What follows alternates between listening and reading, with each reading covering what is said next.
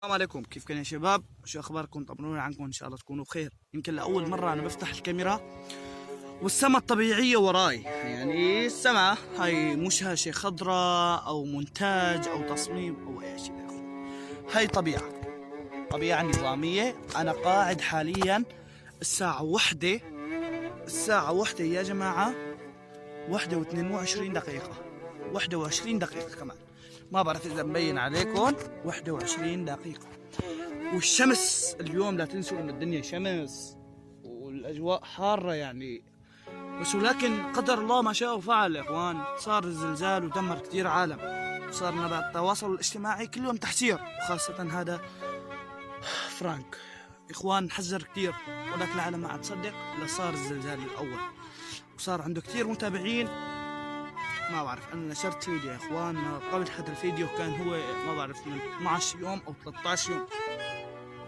هذا الفيديو كان يا اخوان عن حدوث الزلزال، وصورت لكم اياه بالاستطلاع بالدرون، صورت لكم الاجواء كامله يعني.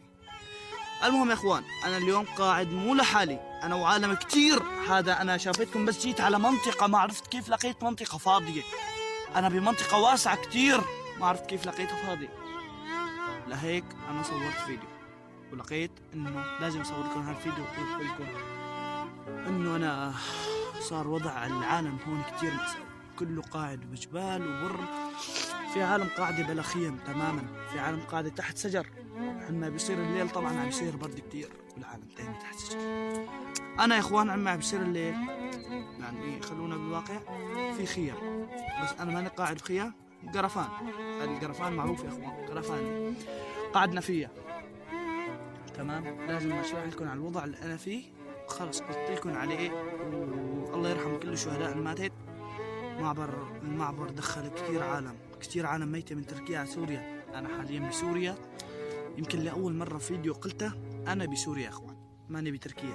انا بسوريا قاعد بجبل او مكان فاضي. هلا مثل ما بتعرفوا سوريا اغلبيتها خيم، ولكن هاي الخيم كثير منها تضررت وكثير منها انتهت يا جماعه. هاي الخيم انتهت، الله يعين اصحابها، وفي عالم كثير ماتت.